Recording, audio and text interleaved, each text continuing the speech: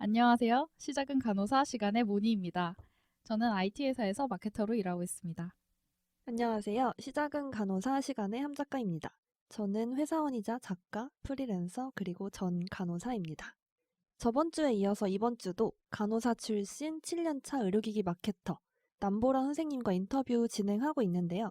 선생님, 이번 주에 처음 팟캐스트를 들으실 청취자분들을 위해서 간단하게 소개 한 번 더 부탁드릴게요. 안녕하세요. 의료기기 마케팅을 해온 지 7년 차 된 남보라입니다. 한때 간호사였고요. 지금은 일반인으로 열심히 살고 있습니다. 네, 지난주 방송에서는 남보라 선생님의 탈임상 과정 그리고 지금까지 일하게 된 그 과정을 함께 이야기해 봤는데요. 이번 주에는 본격적으로 남보라 선생님과 함께 의료기기 마케터로 일하기 위해서 필요한 스펙 그리고 실제 업무 분석을 함께 해보려고 합니다. 네, 많은 분들이 탈임상하고 의료기기 회사에 대한 관심이 높으실 것 같은데요. 혹시 의료기기 쪽 회사 입사, 특히 마케팅 분야를 고려하고 계신다면 이번 편을 잘 들어주시면 좋을 것 같습니다. 네, 그럼 공지 안내드리고 바로 남보라 선생님과 의료기기 마케팅 파헤쳐 보기 시작해 보겠습니다. 시작은 간호사 시간은 매주 월요일에 업로드됩니다. 시간은 팟빵, 아이폰 팟캐스트, 유튜브, 네이버 오디오 클립을 통해 청취하실 수 있습니다. 시작은 간호사 브런치 인스타그램에서 팟캐스트 비하인드 스토리 및 방송 공지를 확인하실 수 있습니다. 시간에서는 여러분의 사연을 받습니다.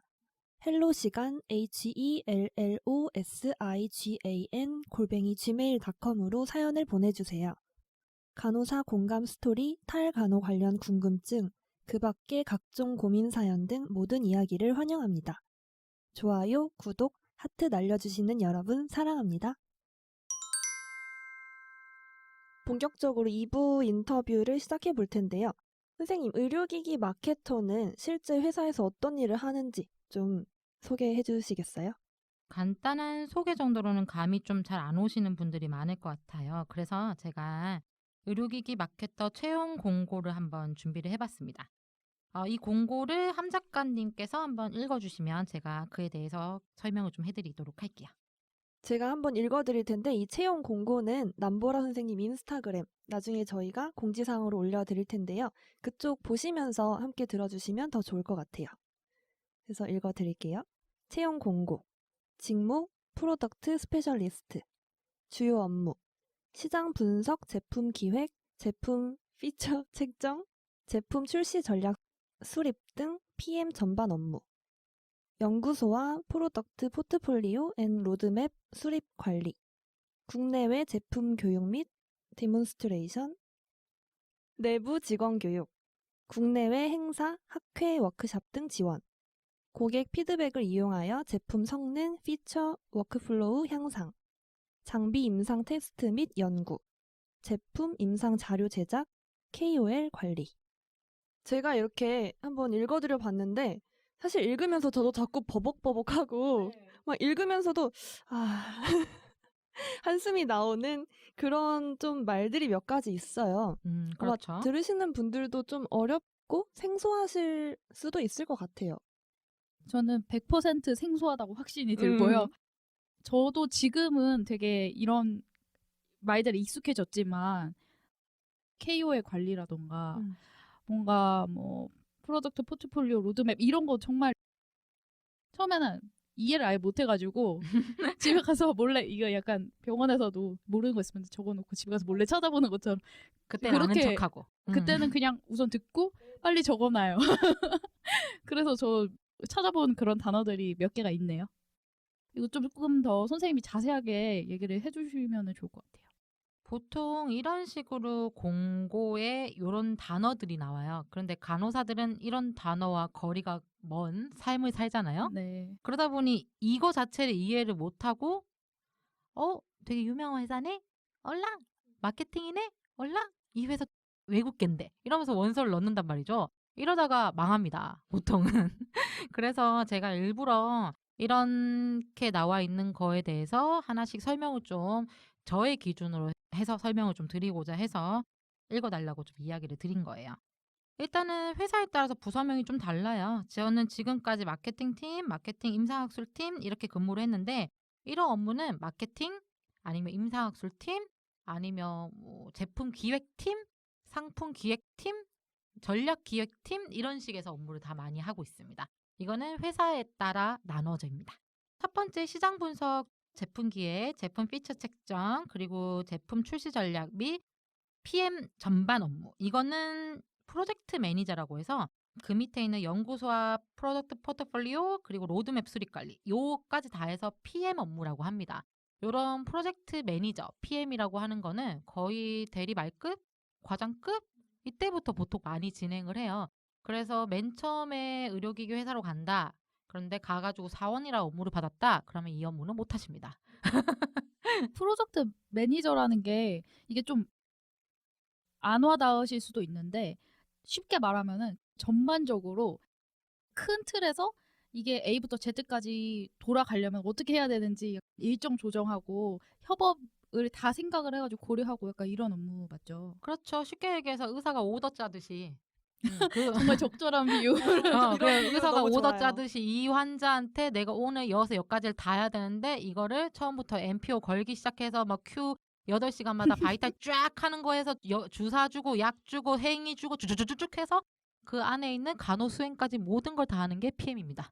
그런 전체적인 그림을 알고 그렇죠. 있어요. 근데 이거를 신규가 못 하겠죠? 그래서 대리 말급 아니면 어떤 회사는 대리 중반급한테 이걸 시키는데 그때 보통 많이 퇴사를 하죠. 그리고 과장급 이렇게 시킵니다. 이게 다른 팀하고도 커뮤니케이션을 정말 자주 해야 되고 큰 그림을 볼 수 있어야 되고 한마디로 일을 잘하는 사람이 이걸 해야 맞아요. 그래야지 이 프로젝트의 퀄리티가 그러면 정말 쉽게 내서 이거예요. 자기가 막 그 회계학과 뭐 CT 뭐냐 펫CT 막 쭉쭉쭉쭉쭉 했는데 MPO 해야 되는 검사가 한 6개가 있고 너니넨스 검사가 한 2-3개가 있는데 이거를 잘하는 간호사들은 유도리 있게 MPO 빨리 쫙 시키고 그리고 회계학과 전화해갖고 이거 먼저 해달라 저거 먼저 해달라 막 예약 미친 듯이 해가지고 다 해서 애 밥 딱 풀고 나서 너니넨스를 딱 찍게끔 하는 게 제일 좋죠. 근데 맨 처음에 신규들은 그걸 모르니까 이것저것 저것저것 하다가 하루 종일 환자 굶기잖아요. 그렇게 하다 결국엔 욕 뒤지게 처먹고 약간 그런 것들을 되게 유도리 있게 관리를 잘하고 회계학과나 이렇게 전화를 잘해서 어떻게든 내가 원하는 방향으로 이끌어가게 하는 어찌 보면 그런 업무입니다. 그러니까 책임 간호사 업무? 그런 업무예요. 그리고 아까 다른 이야기들은 보통 대리급에서 많이 하는 업무라서 제가 지금까지 총 3개의 회사를 다니면서 했던 업무를 좀 정리를 해봤어요. 설명을 좀 드리도록 할게요.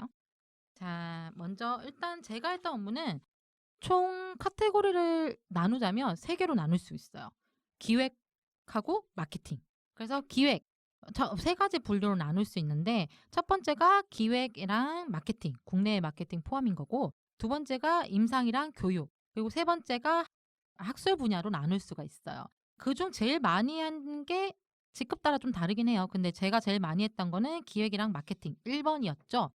1번이 보통 대리말이나 과장급 업무에서 제일 많이 합니다. 그래서 설명을 좀 드리자면 먼저 시장조사와 제품 기획 요거를 좀 같이 묶어서 설명을 좀 드릴게요. 시장 현황을 파악하고 경쟁회사 동향을 파악하는 일, 그리고 제품 기획서를 작성하는 일, 제품 컨셉 구상 및 회의를 진행하는 일, 경쟁 제품 시장 조사 및 시장 동향을 파악하는 것, 그리고 개발 일정 및 진행 모니터링하는 것. 이렇게 들으면 잘 모르시겠죠? 쉽게 설명하자면 제품 기획에 있어서 전반적인 업무라고 생각을 하시면 되는데 단적인 예를 들어 이전 회사 거를 생각을 하자면 LED 마스크가 나왔어요. 저희 회사에서. 그런데 저희 회사에서 LED 마스크를 낼 때 이미 벌써 이나영이 선전하고 누가 선전하고 뭐 강소라가 선전하고 막 이런 LED 마스크가 쫙 있겠죠. 그러면 LED 마스크를 이제 준비를 하려고 하는데 이 준비를 해서 만들어져서 판매 촉진 활동까지 하기에는 보통 한 5-6개월은 기본으로 걸린단 말이에요. 그 전에 지금 현 시장에 깔려 있는 모든 LED 마스크를 시장 조사를 쫙 하면서 경쟁사 분석을 합니다.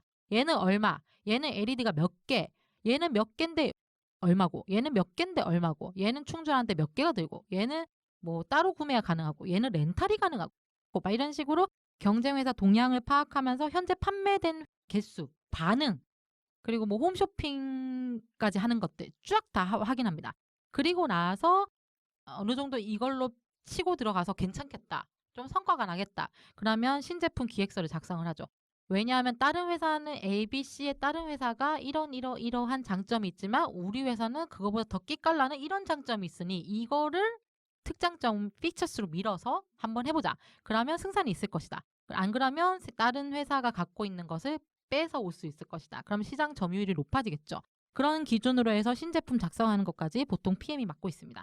그리고 나서 아까 이러한 회사 ABC에는 없는 우리가 무언가를 갖고 있는 피처스. 그래서 이거를 가지고 제품 컨셉 구상을 하고 이거를 이래서 회의를 진행하는 것도 하고요. 아까 얘기했다시피 경쟁회사 시장조사 쭉 하면서 시장 동향을 파악하고 그로 인해서 이 제품 기획이 마무리가 돼서 이게 딱 컨셉이 정해지면 이걸로 인한 개발 일정들 쫙 짜는 개발만 되면 끝나는 게 아니잖아요. 몇 개까지 뭐 생산을 할 것인지 생산하는데 얼마나 걸릴 것인지 몇 개까지 생산을 해서 시작을 할 것인지 막 이런 거를 쭉 정하는 그런 업무까지가 보통 제품 기획과 시장 조사 거의 PM의 업무라고 생각하시면 됩니다. 그리고 나서 제품이 이제 생산 준비를 하면서 이제 제품 자료 제작을 많이 해요. 제품별로 필수 자료들 이거는 B2B랑 B2C 제품에 따라 다르긴 한데 B2B가 이제 비즈니스 투 비즈니스라고 해가지고 이제 기업 간에 하는 그런 거. 기업이 기업의 마케팅을 하는 거. 그렇죠. 쉽게 얘기해서 내가 병원에다가 바로 푸는 게 아니라 병원에다가 바로 푸는 누군가 그러니까 디스트리뷰터 중개인을 만나서 중개인이 병원에다가 쫙 푸는 거를 B2B라고 합니다. 다시 한번 설명을 드리면 제가 바로 전에 다녔던 회사는 피부과 장비를 판매하는 회사였어요. 그런데 피부과 장비를 바로 우리 회사에서 병원에 파는 게 아니라 우크라이나, 러시아, 이탈리아의 피부과 장비를 파는 회사한테 넘기는 거예요. 걔들이 이탈리아에 있는 클리닉에 파는 이런 체인 구조를 갖고 있는 거를 B2B라고 하고요. B2C 같은 경우에는 홈쇼핑 하는 듯이 아니면 우리 회사에서 개인에게. 그렇죠. 바로 개인에게 빡 파는 그런 걸 B2C라고 하죠. 이거는 제품이 어떤지 B2B랑 B2C인 건지 아닌지 뭐 이런 거에 따라서 필수 자료 제작은 좀 달라지는데 제가 지금까지 B2B 업무를 많이 했기 때문에 B2B 업무를 중심으로 설명을 하자면 보통 제품에 대한 프레젠테이션, PPT 파일, 그거에 대한 프로토콜, 사용법을 얘기하죠. 종이, 서식으로 돼 있는 것도 필요하고 비디오도 필요해요. 그리고 클리니컬 데이터, 비포 애프터, 그리고 사용자 후기 정리, 논문 정리 막 이런 자료들을 얘기합니다. 그래서 이 제품이 팔기 시작하면 영업사원들이 이걸 가지고 판매하기 위한 모든 자료를 거의 제작을 했고요. 또 고객별, 대륙별 요청 자료를 또 제작을 했죠. 전에 회사 같은 경우는 해외 마케팅 기준으로 했기 때문에 제가 만든 모든 자료는 다 영어로 만들었어야 됐어요. 그런데 영어로 만든다고 다 되는 건 아니잖아요. 왜냐하면 뭐 벨기에라던가 프랑스라던가 막 그리스 뭐 이런 데는 영어를 할 수는 있지만 자기 나라 언어로 좋아하는 사람들은 그 또 번역을 해야 되고 각국 대리점마다 특징이 있어요. 어떤 데는 이 부분을 피처스로 생각해서 판매하길 원하기 때문에 그러면 또 제가 만들었던 거를 기초 토대로 해서 아예 바꿔서 만들어주기도 해야 합니다. 그래서 이런 업무를 많이 했죠. 그리고 국내 마케팅 기획으로 맨 마지막 업무는 홍보 및 전시. 특정 시즌마다 홍보 자료를 제작해요. 뭐 단적인 예로 제 인스타 많이 보신 분들은 제가 막 크리스마스 자료 만든다면서 뭐 산타복 입고 설치던 거 보셨나 모르겠네요. 그런 거 하면서 우리 회사가 뭐 이런 식으로 크리스마스를 보내고 있어요. 뭐 너희들은 잘 지내니? 이러면서 크리스마스 선물도 보내기도 하고 레터, 사진을 찍어서 감사 메일 같은 것도 보내기도 하죠. 그리고 SNS 자료 제작. 요새는 SNS를 안 할 수가 없어요. B2B든 B2C든. 그래서 회사에 있는 회사 계정을 관리하기도 하죠. 자료를 제작해서 관리하는, 업로드하는 그런 업무도 하고 있습니다. 그리고 외부 프로모션. 영업사원이랑 보통 많이 하고요. 설명회 같은 거 아니면 런칭쇼 이런 걸 얘기합니다. 새로 제품이 런칭이 됐다 그러면 이 제품을 홍보를 하기 위해서 우리가 지금까지 컨넥을 했던 모든 대리점이나 의사들을 다 연락을 해서 불러요. 불러서 이런 제품이 나왔고 이렇게 활용하면 엄청난 결과를 가질 수 있어. 좋겠지. 한번 해볼래? 막 이런 식으로 사람들을 모아서 만남의 장을 가지면서 제품 홍보도 하는 그런 외부 프로모션을 많이 준비하고요. 그리고 국내 전시회 준비 및 참여를 하죠. 마케팅은 이쪽 업무를 되게 많이 합니다. 저 같은 경우에는 두바이 아라벨스, 독일의 메디카, 홍콩의 코스모프로프 뿐만 아니라 의료기기 키메스, 컨퍼런스 이런 것들을 1년에 기본 10번 가까이는 참여를 했었죠. 그런 업무를 쭉 하는 게 기획이랑 국내 마케팅. 여러분 아직 남았어요. 아, 근데 지금 이거를 제가 듣는데, 그러니까 지금 정리해놓은 표를 보고 있는데, 기획 및 국내 마케팅까지 얘기하시면서 세부 내용을 보면은 한 거의 15줄, 16줄 되는데, 이 한 줄 한 줄이 사실 엄청나게 많은 일들이잖아요. 예를 그렇죠. 들면은 전시회 준비 및 참여, 이게 너무 간단하게 쓰셨어. 사실 프로젝트가 이게 2, 3개월 기본 가는 프로젝트잖아요. 지금 이런 거는. 요까지만 얘기해도 프로젝트 기본적으로 한 30개 나옵니다. 그러니까 이거를 와, 이거 진짜 엄청난, 사실 의료기기 마케팅이라고 보기보다 훨씬 더 폭넓은 폭이 분야를 훨씬 넓은 것 같아요. 이거는. 그래서 보통 제약회사 다니는 사람들이랑 의료기기 회사 다니는 사람들이랑 조금 업무가 좀 달라요. 제약회사는 요까지 이야기한 걸 거의 정말 완벽하게 ETC, OTC, PM 애들이 합니다. 그 외에 임상학술이나 이런 것 부분은 CRO 쪽에다가 네. 아예 완전 따로 팀이 있죠. 맡겨버리거나 네. 아니면 학술팀이 따로 있죠. 그런데 의료기기 회사는 그 정도의 규모가 되진 않아요. 워낙에 대기업이라 하더라도 제약회사의 뭐 3분의 1, 뭐 2분의 1 정도의 규모밖에 안 되는 곳도 많고, 그렇기 때문에 의료기기 쪽으로 가시면 멀티가 되셔야 돼요. 다 해야 돼요. 근데 이걸 다 하다가 지치는 경우도 많지만 저는 다 하다가 좀 재미를 많이 받고 1년 반 제가 제일 살 많이 찌고 힘들었다고 했잖아요. 대리의 탈을 쓴 사원한테 과장급 일을 시킨 거죠. 그래서 제일 힘들었지만 이때 업무로 열심히 한 결과로 지금까지 먹고 살고 있어요. 제가 지금 보니까 기업의 규모나 아니면은 그렇죠. 말씀하신 제약 분야나 이렇게 분야별 따라서 이게 사실 팀이 몇 개로도 나누어질 수 있는, 3-4개로도 나누어질 수 있는 그런 규모의 일인 것 같아요. 그렇죠. 어떤 큰 의료기기 회사나 제약회사 같은 경우에는 아예 완전 호흡기 팀, 순환기 팀 막 이런 식으로 나눠져 있어서 아예 호흡기 제품인 딱 2개만 한다거나 그런 식으로 많이 하는데 뭐 저는 기본 15개였습니다. 네. 네, 그러면 이제 두 번째가 임상하고 교육이죠. 그렇죠. 임상교육. 이거를 제가 뭐 이렇게 국내외 마케팅, 기획, 임상교육, 학술로 나눈 이유는 좀 이해하기 쉬우라고 나눈 거예요. 보통은 다 뭉뚱그려 다 시킵니다. 일단 임상교육을 얘기를 하자면 제품교육. 이건 딱 2개조 거의 나눠집니다. 외부냐, 내부냐. 내부라는 말은 영업 직원을 교육하는 겁니다. 아니면 신규 직원. 제품에 대해서 가장 많이 알고 있는 사람이 개발팀일 수는 있어요. 근데 그거는 보통 그 내용 들으면 저도 이해 못해요. 그래서 보통은 마케팅팀이나 이쪽에서 직원 제품 교육을 거의 책임집니다. 이 말인즉슨 들어가면 고생길이 훤한 거죠. 다 알아야 돼. 그렇죠. 영업사원이 니들한테 질문을 할 정도로 아셔야 된단 맞아요. 말입니다. 내가 영업사원을 2, 3개월 안에 뚫어야 돼요. 걔들은 이해를 시켜야. 지식으로 박살을 내줘야 내가 마케팅 팀으로서 일을 좀 할 수가 있어요. 그래서 내부 직원 교육하는 거. 그러면 어떻게 교육을 할까요? 교육 자료로 교육을 하겠죠. 그 교육 자료도 만드셔야 됩니다. 아니면 지금 이미 너무 많아요. 아까 제품별 필수 자료 가지고 교육을 하는 거죠. 그래서 내부 직원을 탄탄하게 만들어야 영업이 탄탄하고 영업사원들이 똘똘해져야 그래야지 의사한테 먹히겠죠. 그렇게 교육을 하고, 아니면 외부 교육입니다. 매출이 되는 대상에게 교육을 하는 거죠. 의사랑 간호사에게 어떤 식으로 사용해야 되는지, 이 제품은 다른 경쟁회사에 비해서 이런 플러스가 되고 이런 게 좋다. 기본 정의랑 그에 대한 백그라운드, 시장 조사까지 쭉 설명하는 걸 얘기하고요. 저번 회사 같은 경우에는 해외 영업팀이었기 때문에 해외로 나가서 해외 거래처 교육을 많이 했죠. 두 번째가 장비 임상입니다. 요거는 회사에 부서가 있기도 하고 안 있기도 해요. 보통 장비 임상이라고 하면 사람들이 뭐 병원 들어가서 일하는 건가요? CRO 쪽 업체인가요? 뭐 이런 식으로 오해를 하시는데, 이 임상이란 단어가 참 여러 곳에 쓰여요, 여러분. 여기서의 임상은 클리니컬 데이터 확립, 구축, 자료 제작 뭐 이런 걸 얘기하는데, 이전 회사에서는 이렇게 장비 임상이라고 하는 언어는 제품별로 사용을 했을 때 어떤 파라미터, 어떻게 사용을 하는지 수치를 정확하게 체크를 해가면서 하는 것. 그 시술법을 개발하는 것. 그리고 이 제품 썼을 때 비포 애프터가 어떻게 나오는지를 개발하는 거를 장비 임상으로 합니다.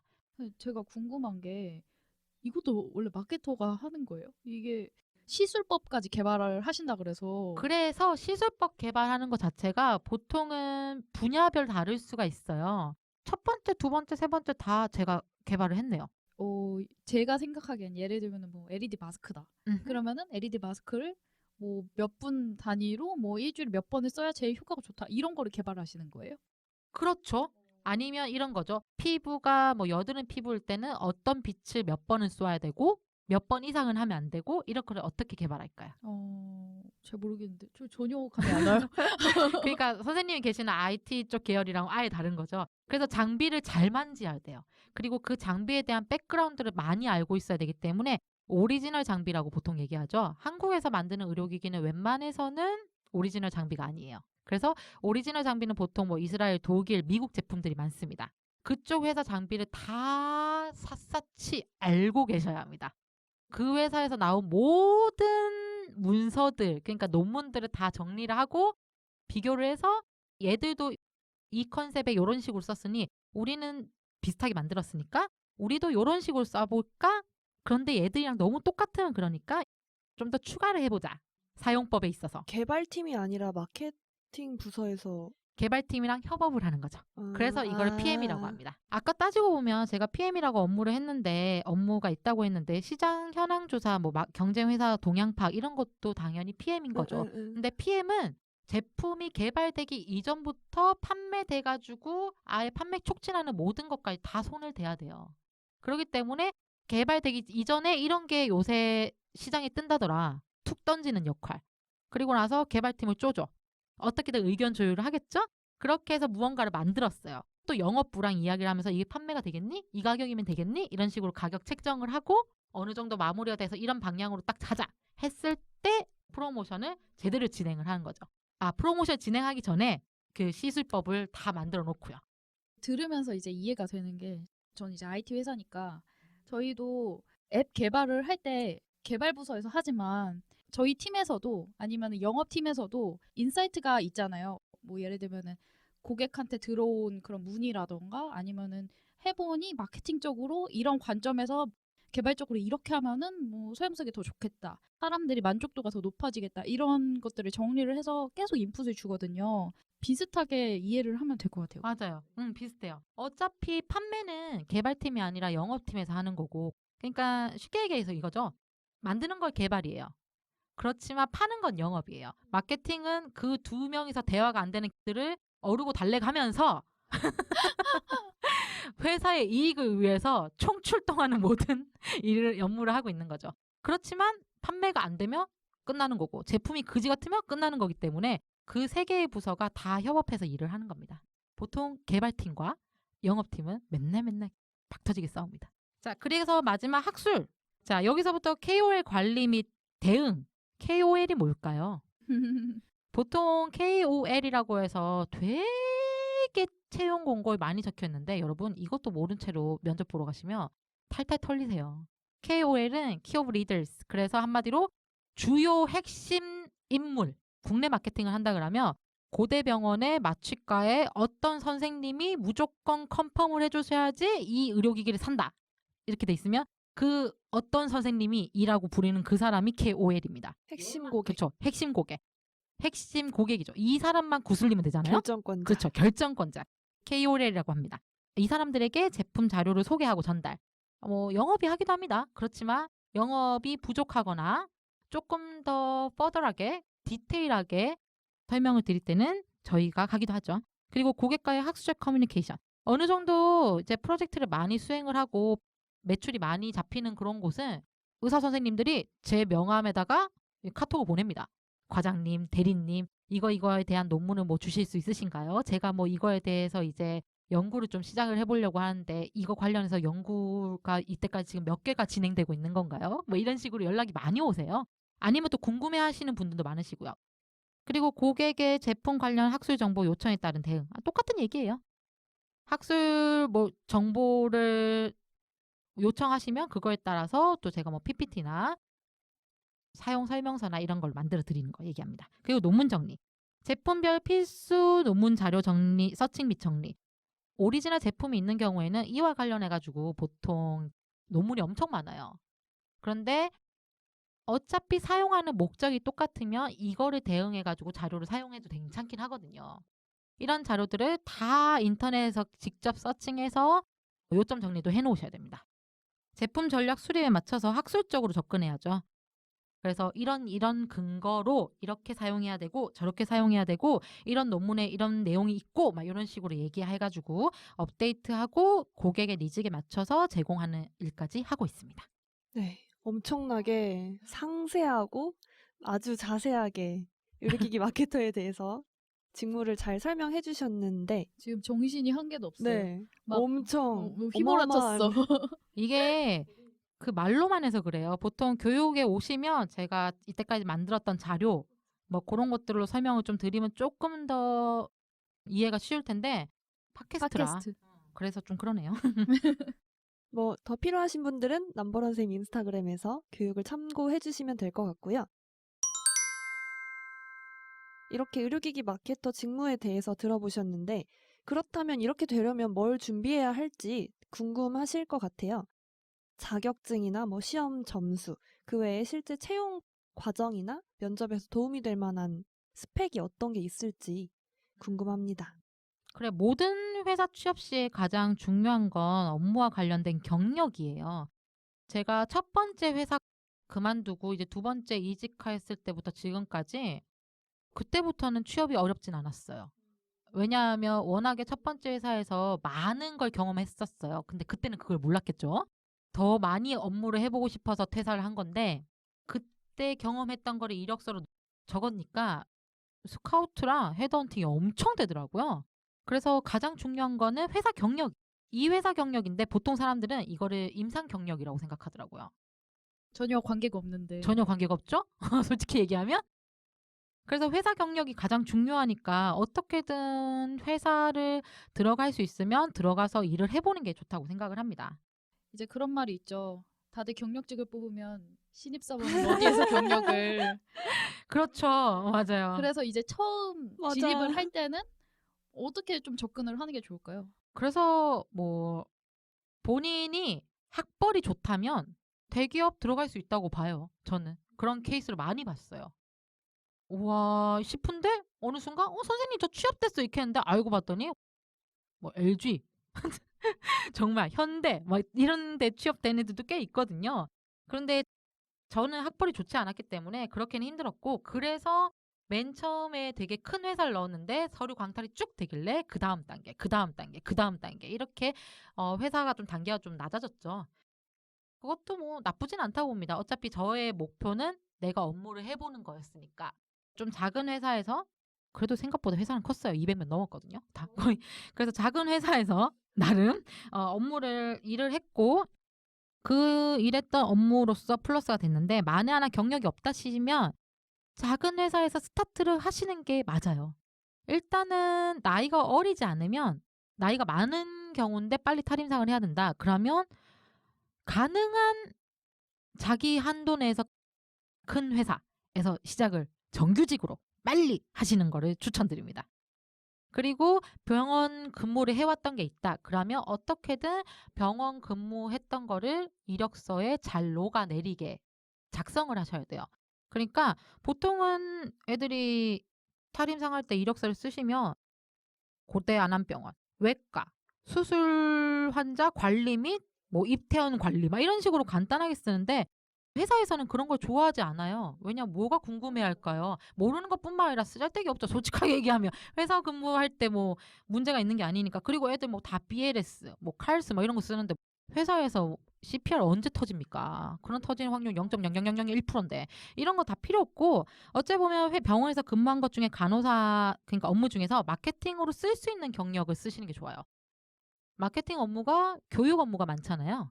그리고 장비 다루는 업무가 많다. 뭐 이런 식으로 따지면 내가 뭐 3, 4년 차가 좀 넘었다. 그러면 내가 병동의 신규 간호사를 총괄하고 교육 진행하는 간호사였다.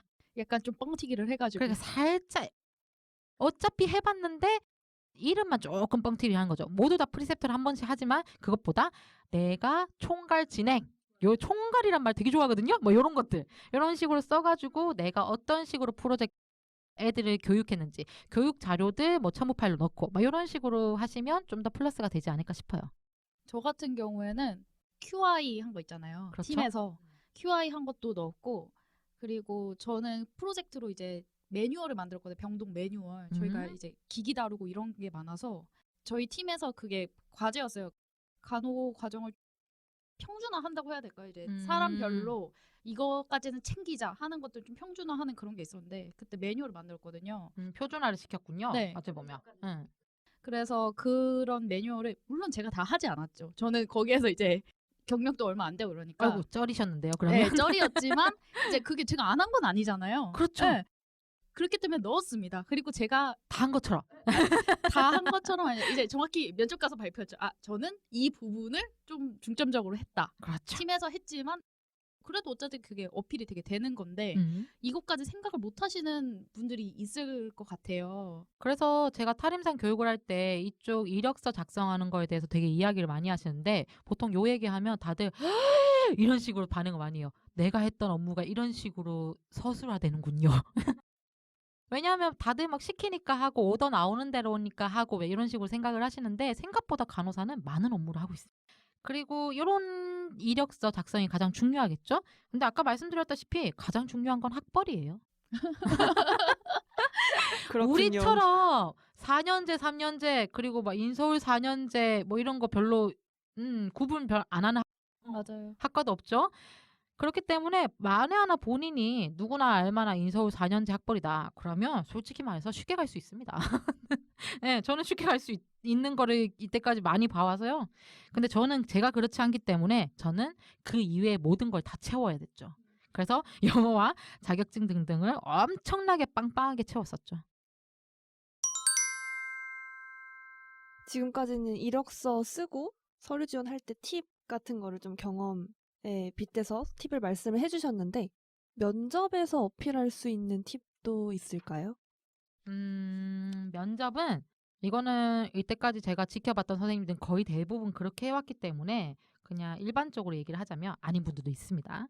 보통 많은 선생님들께서 의료기기 회사면 돼. 제약회사면 돼. 뭐 이런 뭉뚱그려서. 마음으로 되게 유명한 한미 뜨고 대웅 뜨고 종근당 떴다 익하면 별 생각도 안 하고 그냥 이력서 넣어요. 어떤 업무인지도 잘 어떤 업무인지도 안 몰라. 보고. 근데 저는 이러면 진짜 정말 이건 아니라고 싶거든요, 여러분. 자기가 보통 제가 탈임상 교육할 때 많이 질문을 해요. 어떤 쪽으로 탈임상 하고 싶냐? 그러면 의료기기 회사면 다 된대요. 제약회사면 다 된대요. 여러분, 제약회사의 환경미화원이 되고 싶으세요? 그건 아니잖아요. 그럼 어떤 업무가 가장 중요할 거 아니에요? 저는 저 업무 파악을 제대로 하고 가셔야 돼요. 단적인 예로 지멘스 헬스케어 같은 회사가 있어요. 이 회사는 되게 유명한 외국계 회사죠. 뭐 프리지뉴스 가비 뭐 이런 데도 되게 유명한 외국계 회사잖아요. 콜로플라스타. 이런 데 가면 공고 내용 자체가 바첼러 디그리 뭐 이런 식으로 하면 opportunity of 블라블라블라 responsibility of 블라블라블라블라 이런 식으로 적혀 있고 잡 디테일 이런 식으로 적혀 있을 때 되게 영어로 막 쫙 적혀 있어요. 이거 이해 안 되시면 원서 쓸 자격이 없는 거죠. 솔직하게 얘기해서. 왜냐하면 가시면 미친 듯이 탈탈 털리세요. 가끔씩 처음부터 끝까지 다 영어로 면접 보는 데도 있었어요. 제가 면접을 꽤 많이 봤거든요. 그리고 이런 데 가시면 이런 업무인데 선생님께서는 그 지원자 누구누구님께서 업무 맡으시면 어떤 식으로 진행하실 겁니까? 이렇게 질문합니다. 한글로 되어 있는 이력서 공고에도 시장 분석, 제품 기획, 판가 책정, KOL 발굴, 클리니컬 컨텐츠 개발 이런 식으로 적혀 있으면 이 하나하나 단어에 대한 내용을 파악하시지 않은 상태로 가시면 쪽팔리는 경우가 많단 말이에요. KOL 단어를 모르고 갔다. 그런데 그쪽에서 그러면 선생님께서 이때까지 많은 병원을 다니셨는데 그중에 KOL 몇 명 알고 계시냐고. 그러면 몇 명이라고 하니까 이거 사람이다 이렇게 유추까지 가능하겠죠? 그러면 속으로 이거 뭐지 이래가지고 눈빛 흔들린다. 그러면 이 바보가 아니죠. 선생님보다 나이 많다는 거는 그 영업이사나 뭐 이런 맞아요. 사람들이 면접을 볼 건데 얘들이 뭐 대가리가 그냥 만들어지는 것도 아니고 어느 정도 알아요. 아, 얘가 이 말을 뭔지 모르는구나. 그러면 그때 바로 킬입니다. 잘리는 거예요. 약간 이런 식으로 되기 때문에 직무 관련해서는 공부를 철저하게 가시고 그 회사가 어떤 제품을 만드니까 이런 직무가 있을 거고 이런 직무의 내용을 할 거다. 이거는 파악하시고 가셔야 돼요. 그게 가장 중요합니다. 그리고 제가 탈임상 교육을 하고 있는데 많이 진행을 했는데 그중에서 자기 탈임상 했다고 칭찬해달라고 연락 오시는 이쁜이들이 꽤 많습니다. 그런 이쁜이들을 하나하나 파악을 해본 결과 제가 또 이제 직업병이라고 또 경쟁사 분석도 아닌 애들 분석을 좀 해봤는데 거기서 80%가 경력과 스펙이 그만큼 되지 않아요. 그게 들어간 회사에 비해서 네. 스펙이나 경력이 생각보다 그렇게 높지 네. 않다는 말씀이세요? 응, 그러니까 저는 인서울 4년제 돼야 되고 무조건 돼야 되는 거 아니에요. 완전히 베스트 케이스는 적당한 나이 26, 7, 8 겁나 이쁜 나이에 가능한 인서울 아니면 가능한 알만한 대학 알만한 대학의 학점 나쁘지 않고 3.5점 넘어가야 되고 영어는 기본 토익은 뭐 성실함의 척도니까 한 850에서 한 900 찍어주고 토스 한 6급에 오픽에 IH 끊어주고 그중에 그 이외에 뭐 자격증 쫙쫙쫙쫙쫙 있는 케이스가 거의 다 되는 줄 알았는데 저한테 탈임상 됐다고 얘기하는 애들은 미안해 아이들아. 그렇지만 너희들은 성공했잖니? 지금 너무 궁금해요. 대부분 3년제도 있고요. 꽤 많아요. 학벌도 그렇게 안 좋은 건 모르겠지만 일단은 제가 모르는 학교가 많았어요. 학벌을 무시하는 건 아니에요. 그냥 그 케이스에 대해서 이야기를 하자는 거예요. 그리고 영어는 솔직히 좀 하는 애들이 좀 있었던 것 같아요. 무조건 오픽은 갖고 있었던 것 같고 없는 애들도 있긴 했죠. 임상 경력도 제일 궁금해 하겠지만 뭐 1년 차도 있고 2년 차. 아예 없는 애들은 없었어요. 그렇지만 기본 5년 이하 무조건. 나이가 많지 않은 나이가 거라고 많지 않은. 그리고 되게 활발하고 도전적이고 되게 용맹스러운 애들이 많아요. 용맹스럽다. 저한테 보통은 2, 3개월 넘는 거는 뭐 애교고요. 한 1년 지나도 당당하게 선생님 저 기억하시죠? 저 누구누군데. 당돌한. 겁나 당돌해요? 전 근데 그런 애들 좋아합니다. 제가 바쁘지 않은 한도 내에서. 그런 경우가 좀 있는데 그렇게 되게 본인이 하고자 하는 거에 대해서 쟁취하려고 하는 아이들 어떻게든 눈에 레이저 쏘는 아이들은 됐어요. 돼요. 면접을 기가 막히게 잘 본 건지 제가 보통 그런 애들 거의 대부분은 이력서를 봐주긴 했거든요. 그렇지만 면접을 잘 봐야지 가능하겠죠? 면접 잘 보고 성공해서 외국계 재학 있는 애들도 있고요. 그냥 제약회사, 의료기기 회사 뭐 웬만한 애들 다 그쪽에 들어가서 또 자기가 원하는 업무 하고 있긴 해요. 당연히 그 애들도 지금 고난과 역경의 시기를 겪고 있습니다. 그렇지만 그래도 행복해 하더라고요. 본인이 해보고 싶은 일을 하고 있어서. 저는 모든 탈임상 할 때 있어서 가장 중요한 거는 본인이 하고자 하는 거에 확신이 좀 있어야 돼요. 그래서 이거를 도전해봐야 돼요. 많은 선생님들께서 안 될 거야. 넣어봤자 안 될 거야. 아니면 스펙을 다 쌓고 넣어야지? 라는 식으로 생각을 많이 하시는데 생각보다 선생님 이건 뭐 모든 사람들이 다 그렇진 않지만 저 또한 그랬거든요. 주어진 시간에 스펙 다 못 쌓습니다. 정말. 왜냐하면 그걸 하기 위해서는 억만개의 시간과 노력과 돈이 필요한데 세 개 중에 꼭 하나가 부족해요. 전 돈이었거든요. 그렇기 때문에 저는 어떤 방법을 많이 추천하냐면 일단 온 힘을 다해서 자기가 갖고 있는 한도 내에서 이력서를 쓰세요. 그러면서 이력서가 써져 있는 상황에서 스펙 준비를 해서 스펙이 하나 쌓여지면 이력서에 추가, 스펙이 하나 쌓여지면 이력서에 추가할 때마다 원서를 계속 넣어보는 거예요. 큰 기업이 안 되면 그보다 작은 기업, 그것보다 안 되면 그보다 작은 기업, 그것보다 안 되면 그거보다 작은 기업. 그렇게 해서 본인이 어느 정도의 규모가 되어 있는 회사까지 가능한지. 근데 만에 하나 스타트업 기업에는 취업이 가능한데 내가 원하는 거는 무조건 100명 가까이인데 아직까지 100명 가까이 되는 회사에 취업이 안 된다. 그럼 스펙을 더 쌓아서 그때 넣어보는 거죠. 그것도 잘 모르고 마냥 이력서 쓰지도 않고, 왜냐하면 여러분들 이력서 쓰는 거 무서워하잖아요. 이력서 쓰지도 않고 스펙만 쫙 키웠다가 나중에 이력서 한꺼번에 써야지. 그러면 그 사이에 웬만한 모든 괜찮은 직종들은 후배들이나 선배들한테 다 뺏길 겁니다. 아니면 다른 과 애들한테도요. 우리는 간호과 애들하고만 경쟁을 하는 게 아니니까. 그래서 제가 생각하기엔 가장 중요한 거는 해보려는 의지, 본인에 대한 확신, 이게 가장 중요하다고 생각해요. 좀 더 자세하게 들어가서 의료기기 마케팅을 한다면 직업 만족도가 높을 것 같으신 분들의 성향이라든지 아니면 반대로 좀 잘 맞지 않는 성향이 어떤 게 있을지 조금 더 자세하게 말씀을 해주시면 좋을 것 같아요. 제가 일하는 쪽은 업무 성향과 꽤 연관이 있는 편이에요. 1번 기획력.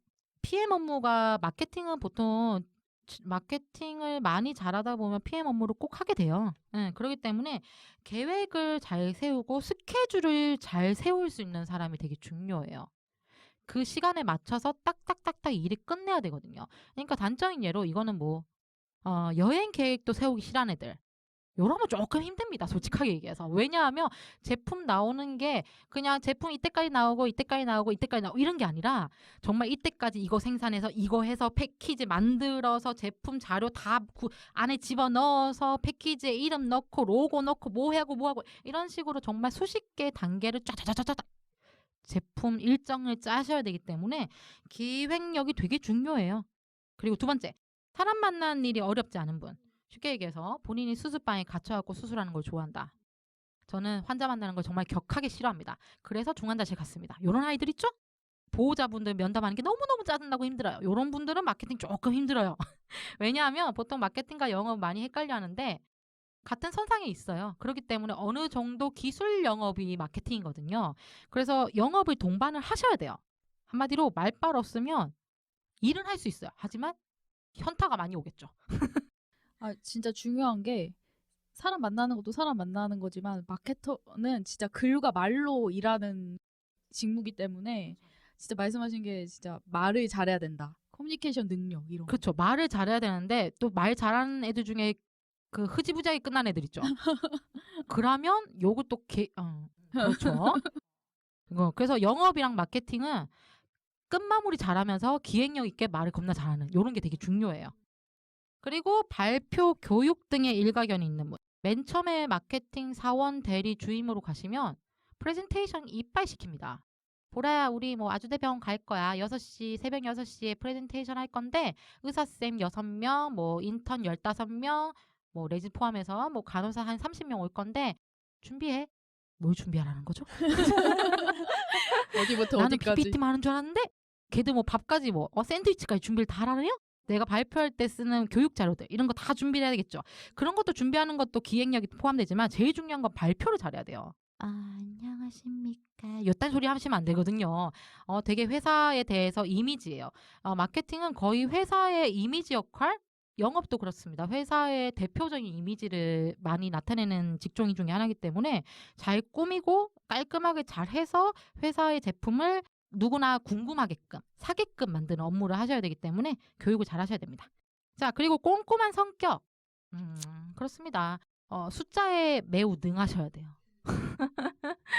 선생님 저 GTT도 잘 못 맞추는데요. 아이고야, 간호사로서는 잘 못 맞출 수 있죠. 같은 수 못 맞출 수 있어요? 그렇지만 이쪽에 오시면 1억, 2억, 3억, 100억 10만 달러 막 이런 식으로 숫자를 되게 많이 만져야 돼서 초반에 저도 숫자 때문에 되게 많이 힘들었거든요. 숫자 만지면서 매출 분석, 데이터 분석을 하셔야 돼서 되게 꼼꼼하셔야 됩니다. 보통은 저같이 좀 밝고 쾌활한 분들이 많이 들어오세요. 그런데 가끔씩 조용조용한 분도 오세요. 그렇지만 조용조용하지만 겁나 깡다고 있거나 강단 있는 분들, 그런 분들이 많이 하시기도 하세요.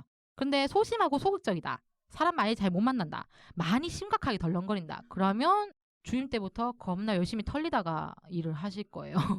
그래서 약간 업무적인 성향이 좀 중요하죠. 지금 이렇게 선생님 말씀하시는 걸 듣다 보면 되게 전문 강사분한테 빠져들어요. 정리돼서 듣는 느낌이 나는데 현재 탈임상 교육을 하고 계세요. 교육에 대한 내용을 조금 더 소개해 주시면 좋을 것 같아요. 완전 홍보 왔잖아요, 여러분. 그렇죠. 맞습니다. 홍보 맞습니다. 네. 근데 제가 이걸 언제까지 할지 모르기 때문에 일단 교육을 하게 된 건 제가 워낙에 기획을 하고 교육을 하는 업무를 맡고 있어서 그리고 국내 마케팅을 할 때 보통 간호사들을 많이 만났어요. 병원에 가가지고 PT를 하고 프레젠테이션을 하고 그런 식으로 하다 보니 선생님들을 이목을 이끄는 방법은 저도 한때 간호사였습니다. 이러면 다들 제대로 안 듣다가 꾸벅꾸벅 졸다가 어허 이러면서 듣거든요. 그렇게 해서 그때부터 제가 마케터이자 간호사였던 걸 많이 이야기를 하고 다녔는데 그러다 보니 시간이 지나다 보니 다들 질문을 많이 하시고 저한테 연락을 따로 주시더라고요. 어떻게 하다가 글로 갔냐? 선생님 뭐 시간을 좀 내주세요. 뭐 이런 식으로. 아니 역시 탈임상은 어떤 사람들이나 이제 병원에서 잘 다니고 있어도 약간 마음속에 한구석에는 그 한 구석에 뭔가 갖고 있는 깨름직한 무언가. 우리의 마음의 구멍 막 이런 아. 거잖아요. 그래갖고 뭐 수선생님도 가끔씩 연락 오고 막 그랬거든요. 오. 그래가 그거 왜냐면 재밌다. 병원에서도 되게 신기해요. 어. 마음에 드냐고. 그리고 병원 마케팅 하다가 막 그 고대병원 그 수술방도 들어가고 그래서 예전에 외과 그 레지던트들이 펠로우가 돼 있고 막 이래서 만나기도 하고 막 그랬거든요. 재밌다. 내 목소리가 워낙 독특하니까 이러면서 날 쳐다봤는데 선생님 하이 이러면서 아, 수술방에 다 가리고 있어도 목소리는 선생님 오랜만이에요. 펠로우 되셨던데 축하드려요. 내가 막 이러면서 연락하기도 하고 그랬거든요. 그래서 이런 제가 또 나름 관종의 특성을 좀 갖고 있습니다. 그래서 교육을 시작하게 된 것도 있고 교육을 시작하게 된 거는 2018년도 9월 달에 진행을 했어요. 그래서 소규모로 보통 합니다. 뭐 20, 30명, 300명 뭐 이렇게 모으는 게 아니라 한 5명, 6명, 7명 뭐 이런 식으로 모아서 교육을 하다가 지금까지 하니까 한 400명 가까이 모았네요. 감사하죠. 저한테 뭐 목포, 제주도 이럴 때 오시거든요. 저가 뭐라고? 그래 우리 몽이는 항상 얘기합니다. 네가 뭐라고 그 멀리서 교통비가 더 비싼데 너를 보러 오냐 뭐 이런 얘기를 하는데 저도 감사해요. 그래서 맨 처음에는 회사만 다니니까 간호사들이 너무 그리운 거예요. 간호사를 그렇게 싫다고 해서 나왔지만 간호사가 그리운 이 이상한 양가감정 이런 감정들이 자꾸 진해져서 시작을 하게 됐는데 재밌게 잘하고 있습니다. 내용은 제가 먼저 탈임상하게 된 과정을 좀 더 자세하게 그리고 이 과정을 설명드린 이유는 제가 후회되는 대목들이 많아요. 그때마다 어떠한 생각을 가지고 어떻게 그 다음 스텝으로 넘어갔는가에 대해서 같이 생각하고 고민하는 시간을 좀 가지거든요. 이거를 선생님들이 되게 좋아하시더라고요. 왜냐하면 20살부터 지금까지 저의 히스토리 쭉 얘기를 하는데 어떤 선생님은 제가 30살 때 멈춰 있을 거고 어떤 선생님은 24살이 멈춰져 있을 거고 이런 걸 봐가면서 좀 본인의 경우로 좀 생각을 하시니까요. 그리고 나서 회사 이야기할 때는 각각의 굵직굵직한 프로젝트 어떤 식으로 진짜 진행을 했는가 쭉 이야기를 하니까 제 업무에 대해서 정확하게 알 수 있겠죠. 그리고 가장 중요한 부분은 탈임상을 할 수 있는 세부 직업별 정보 제가 특관종으로서 이런 간호사들은 이런 관종 스타일이 별로 없죠. 저는 어릴 때부터 관종의 끝판왕이었거든요. 우리 어머니 아버지도 저를 감당 못했어요. 그래서 이런 특관종으로서 웬만히 직업이 아는 간호사 관련 직업이다. 그럼 어떻게든 옆에 친구로든 비즈니스 관계로도 묶어놓는 습성이 있었는데 그래서 주위에 세부 직업이 많아요. 뭐 CRC, CRA, 뭐 이런 공단, 뭐 공무원 그리고 또 뭐 교육간호사, 보험심사 뭐 이런 애들 그런 분들끼리 다 알게 되니까 그 사람들의 직업적 특성과 애로사항들도 다 알고 있어서 그거에 대해서 쭉 설명드립니다. 제가 아는 한도 내에서. 그리고 제가 중요하다고 생각하는 거는 내용들, 정보들을 어떻게 관리하는지 그래서 탈임상 계획을 준비하는 방법 그리고 공고 찾는 법 공고를 찾는 방법도 모르시는 분도 많아요. 그래서 어떤 식으로 찾아야지 겁나 효과적으로 찾는가 널스케이만 보고 있다가는 죽도 밥도 안 되거든요. 그리고 그 회사가 좋은 회사인지 아닌지 내가 지원할 수 있는지 아닌지 어떻게 분석을 하고 나에 맞춰서 파악을 하는가 요게 겁나 꿀팁입니다. 그래서 이런 내용들에 대해서 제가 겪었던 모든 내용들을 알려드리고 그리고 아까 간략하게 얘기했던 이력서 작성법 왜냐하면 병원을 위한 이력서는 약간 수능적인 느낌으로 써야 돼요. 근데 어쩔 수가 없어요. 왜냐하면 병원에서 하자는 일대로 나는 한도 내에서 어느 정도 워크플로우를 향상을 시키면서 나는 잘할 수 있다. 나는 애들도 관리도 잘할 수 있으면서 내가 한도 내에서 되게 효율적으로 일할 수 있다.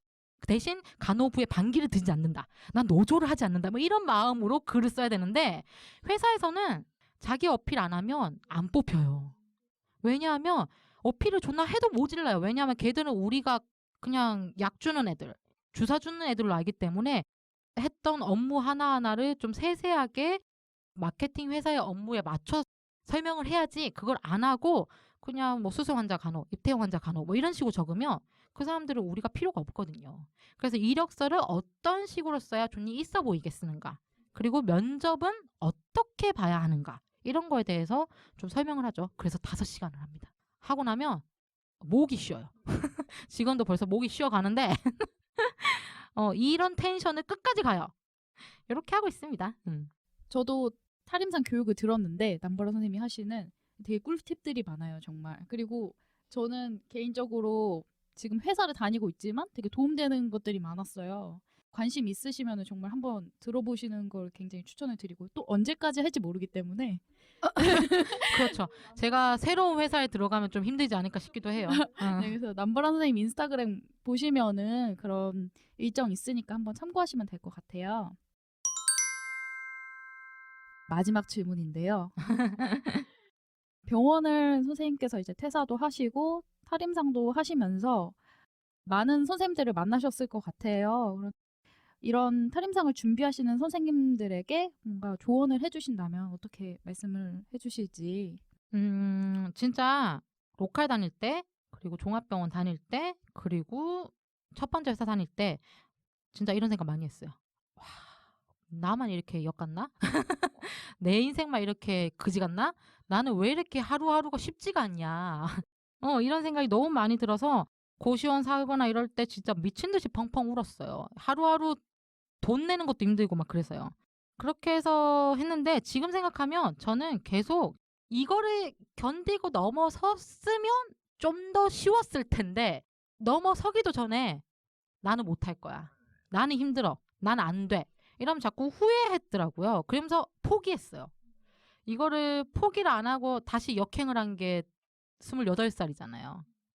그 이후로부터 제 인생이 좀 많이 변했어요. 지레 겁먹어서 포기하면 될 것도 안 된다. 일단 안 되든 못하든 해보자. 내가 할 수 있는 데까지 최선을 다해보고 안 되면 아씨발 그만두자. 약간 이런 식으로 해가지고 했죠. 그렇게 해서 했더니 지금은 솔직히 제가 원하는 인생을 살고는 있어요. 제가 일하는 분야에서 다양한 경험을 하면서 나 혼자 스스로 만족하는 결과를 좀 어느 정도는 이루어냈어요. 당연히 어떤 사람 눈에는 제가 별 볼 일 없을 거예요. 그런데 저는 제 기준에는 내가 20대 생각했던 거를 30대 중반에 하긴 했어요. 그래서 만족해요. 그리고 우리 몽이 배우자도 만나서 마음의 평화도 이뤄냈고, 예전에는 파이터였으면 이제는 파이터까지는 아니에요. 몽이가 많이 순화를 시켜줬습니다. 그렇게 해서 살고 있는데 여러분들 다들 탈임상 하면 행복할 줄 아시는데 인생은 욕심이 많으면 절대 행복하진 않아요. 어디 가서든 힘들 수는 있어요. 근데 그 힘든 거를 자꾸 포기하는 습관이 드시면 자기 자신에 대한 자존감이 자꾸 떨어져요. 저는 자기 자신을 사랑하고, 사랑하는 방법이 근데 잘 돼야 돼요. 좋은 방법이어야 돼요. 만에 하나 내가 욕심이 이빨 넘쳐 흐르는데 난 내 자신을 사랑하겠다고 포기하는 내 자신에게 그래, 그럴 수 있어, 그럴 수 있어. 저는 이 방법은, 자기 자신을 사랑하는 방법은 또 아니라고 생각하거든요. 이거는 가치관의 차이예요. 저는 약간 좀 전투적이니까 저의 기준에 있어서는 저한테 책짓질을 좀 하는 게 저를 사랑하는 방법이었던 거거든요. 저같이 늦게 후회하지 않으셨으면 좋겠어요. 그래야 좀 더 많은 기회가 여러분들한테 주어져요. 나이가 되게 중요합니다. 어려야, 솔직히 너무 슬프지만 제가 나이 들어서 얘기하는 거예요. 어려야 기회가 많이 주어져요. 이것저것 다 해볼 수 있는 기회가. 그리고 대학생 때 가능한 많은 걸 해보세요. 마케팅 부서라던가 아니면 뭐 서류 작업 아르바이트, 회사 아르바이트 이런 것도 한 번씩 해보는 게 좋은 게, 그렇게 해봤을 때 나 서류 작업이 진짜 나한테 정말 죽었다 깨도 안 맞네? 그러면 그 이외의 것들을 한번 파고들고, 그런 걸 많이 해봐야지 또 이력서에 쓸 게 많아지거든요. 병원 생활만 쭉 했던 분들은 나중에 공단 이력서 쓰기도 되게 힘들어져요. 되게 경험이 부족하니까. 그리고 정보를 많이 듣고 보고 분석하고 정리하세요. 요새는 정보가 너무 많은데 간호사들은 보통 병원집 하기 때문에 브런치든 유튜브든 많이 안 보시거든요. 인스타도 안 하시고, 난 내 사진을 뭐 다른 사람들이 뭐 나쁜 년들이 뭐 보면 안 된다 뭐 이런 식으로 해서 다 차단하고 막 그러는데, 뭐 그런 건 괜찮은데 보시는 건 많이 보셨으면 좋겠어요. 그래서 다양한 업무와 다양한 길이 있다는 것도 알고 있어야 분석이 되고 정리가 되거든요. 제일 슬프죠? 나이가 25, 6, 7, 8, 9, 심지어 30에 이 생각을 해야 된다는 게. 근데 가장 중요한 건 나를 잘 파악해서 내가 하고 싶은 게 뭔지, 그리고 내가 해보고 싶은 거, 내가 잘할 수 있는 것을 파악하시는 게 좋다고 봐요. 보통 다들 막 공무원 해야지, 공단 갈 거야, 심평원 갈 거야, 뭐 이런 식으로 저한테 교육하러 많이 오시는데 뭐 괜찮아요. 그렇지만 그 업무가 안 맞으면 어떻게 하실 거예요? 그럼 너무 슬프잖아요. 이런 업무가 어떤 업무인지, 이게 나한테 맞을 건지, 내가 정말 올인하고 도전할 수 있을 만한 업무인지 파악하시고 나의 로드맵을 좀 길게 한번, 커리어 파스를 많이 길게 좀 생각을 해보셨으면 좋겠어요. 가능한 40대까지. 시간이 생각보다 긴 것 같은데 짧거든요. 7년, 5년 금방 가더라고요. 그렇게 해서 자기 자신을 파악해서 직업 중에서 어떤 방향으로 나아가고 싶은지 생각하고 정리하는 것. 이게 가장 중요하다고 생각합니다. 나의 미래, 그러니까 나의 30대, 40대를 위해서 잘 준비하는 20대, 30대 선생님이 되셨으면 좋겠습니다. 지금까지 2화에 걸쳐서 남보라 선생님과 함께 의료기기 마케터의 직무와 그리고 선생님의 탈임상 과정에 대해서 얘기해 봤는데요.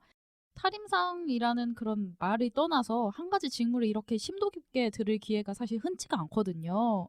선생님의 노하우일 수도 있는데 이렇게 자세하게 이야기해 주셔서 정말 감사드립니다. 네, 저도 진짜 너무 감사드리고 정말 압축적으로 얘기해 주신 게 느껴질 정도로 엄청난 열정 있는 강의를 들은 것 같은 기분이에요. 필요하신 분들은 적극적으로 활용하셔서 탈임상 성공하셨으면 좋겠습니다. 만약에 성공하시면 후기도 꼭 남겨주시고요. 아유, 감사합니다. 네, 선생님 함께 팟캐스트 녹음해보니까 어떠셨나요? 이렇게, 그렇죠. 말이 많을 줄 몰랐는데 역시 아니죠. 역시나 말이 많았네요. 시간을 꽉꽉 채워서 잘 썼네요. 감사합니다. 혹시 남보라 선생님 탈임상 교육에 대해서 관심 있으시거나 더 많은 이야기가 궁금하신 분들은 남보라 선생님 인스타그램 퍼플3383 PURPLE3383에서 확인해 보실 수 있고요. 저희 인스타그램에도 같이 링크해 둘 테니까요. 필요하시면 확인하면 되실 것 같습니다. 다음에도 선생님께서 시작은 간호사 출연해 주셔가지고 또 다른 주제로 와주시면 좋을 것 같아요. 아, 네. 저도 기대하고 있겠습니다. 저희 그럼 섭외된 걸로 생각을 하고요. 네, 그렇습니다. 네. 시작은 간호사 저희 팟캐스트에서는 계속해서 남보라 선생님과 같이 탈임상이나 탈간호 하신 선생님들과 인터뷰를 준비하고 있어요. 관련해서 뭐 문의사항이 있거나 이런 분야에 대해서 좀 초대를 했으면 좋겠다 하시는 것들은 저희 메일로 계속 사연을 받고 있으니까요. 많은 의견 주시면 감사할 것 같습니다. 시작은 간호사 여기에서 마치겠습니다. 시간은 여러분의 탈임상, 탈간호, 탈병원을 지지합니다.